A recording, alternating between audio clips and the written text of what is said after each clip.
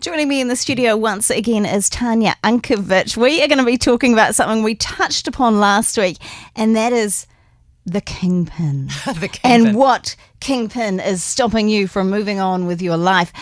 You just had this incredible picture that you talked about, and I wondered if we could go there again, Tanya. Let's do it. So the kingpin, I mean, look, take yourself out of the bowling alley. We're not in the bowling alley right now. We are looking at a river of logs flowing down, and they're all flowing down beautifully, and they're all going in the same line. However, there is one log that turns and it's horizontal, a bit like a jackknife really, isn't it? And that one log then stops all of the other logs flowing down the river. So look, when I talk about that, I then ask you the question, well, what's your kingpin? What is the one thing in your life that stops everything else from flowing through? And that was what we talked about last week. So it is about, well, for many of us, it could be anger, it could be resentment, it could be shame, it could be guilt, could be all sorts of things. That is your kingpin. And it's about owning the kingpin, identifying it. Some people call it fear too, right? Facing it and being ready to straighten that log and allowing everything else in your life to flow. Yeah, and what fascinates me with this concept is that I quite literally, when you said that last week, was like, I don't think I've got a kingpin. But actually, I went away and thought about it and thought, oh, actually, yeah, I can see some things that are blocking change or movement in my life. They may not be the big obvious ones, but they're there too. So I think this is something that, is really important for us to unpack. So let's talk a little bit more about this. And one of the things you've got here is reconciling with your past. What do you mean by this?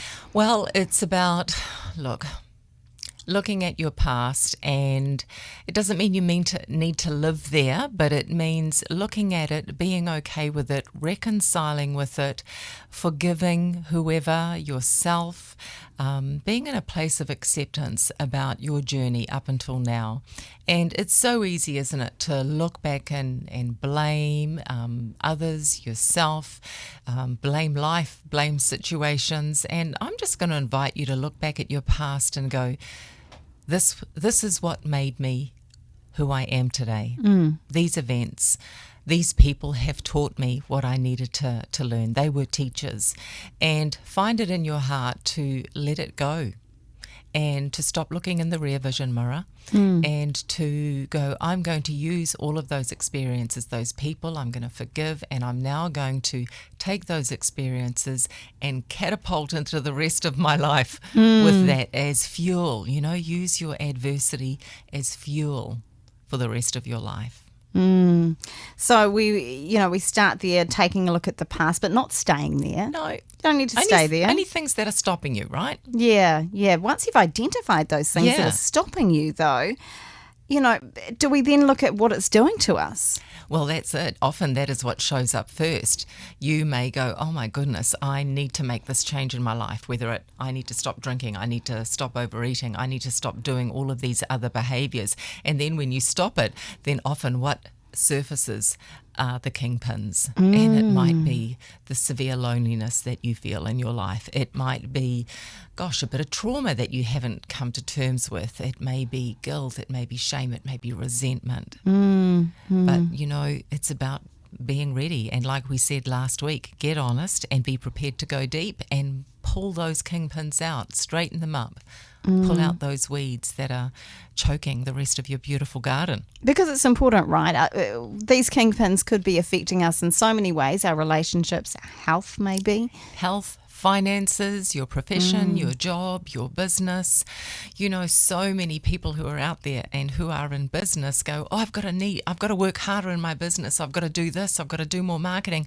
And I'm going to say, well, take a look in the mirror first. Is there anything there that needs to change in order for you to step up that way? So it's worth doing. It's worth doing. It's going to take a little bit of time though, isn't it? Well, once you get into a good momentum of change and action and start seeing results, that will push you to work harder. If you've got other people who are going through the same journey, then that is a great thing. Accountability people, of course, having mentorship, someone to guide you, lots of things that you can do. Once you've made the decision, though, that you want to straighten up that kingpin, straighten up those areas of your life that are holding you back. Yeah, so sharing it with others, you would say that's quite an important thing then. Absolutely. Especially something that is very, very deep. And sometimes just sharing it with another person and knowing that actually I'm still enough. I am okay. This other person hasn't judged me. All they've done is loved on me and told me actually everything's okay. Including God in all of this as well? You bet. Share it with another person. Share it with God. Be willing to let it go. Yeah, so actually just literally give this one to God. Give this one to God. Yeah. You do need to be ready and willing to let it go, though. And sometimes we don't want to. Sometimes holding on to that kingpin, it gives us a bit of a payoff in some way. It enables us to stay a victim. It enables us to not shine in the world and really step up. So we hang on to that as an excuse. So be willing to let it go.